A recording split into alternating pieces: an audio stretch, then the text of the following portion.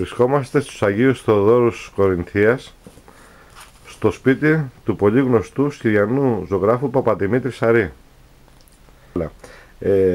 Καταρχάς θα ήθελα να σας ρωτήσω πότε αρχίσατε να ασχολείστε με τη ζωγραφική?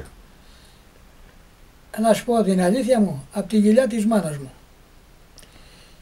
Γιατί τα σκίτσα μου, όλα τα σκίτσα μου, είναι από το δημοτικό σχολείο. Και όλο πάντοτε έβγαινα πρώτος. Σε όσες εκθέσεις κάνανε εκεί πέρα οι μεγάλοι, ας πούμε, καθηγητές, δασκάλοι κτλ. Όλο ήταν τα καλύτερα σκίτσα τα δικά μου. Αυτά. Ύστερα βέβαια πήγα στη σχολή καλλιτεχνών και τελείωσα από εκεί πέρα.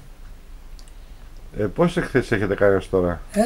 Πόσες εκθέσεις έχετε κάνει? 18 ατομικές εκθέσεις. 2 έχω κάνει στην Αμερική και οι υπόλοιπες είναι στην Ελλάδα, στην Αθήνα και στη Σκύρο. Περισσότερες έχω κάνει στο σπίτι το Σκυριανό του Μανώλη Ταγγελή.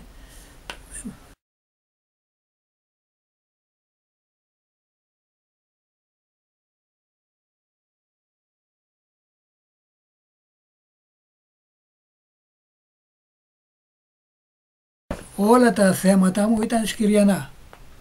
Σπανίως είχα άλλα θέματα, ξένα δηλαδή, από ξένα μέρη και τα λοιπά. Και είναι όλα, πώς να σου το πω,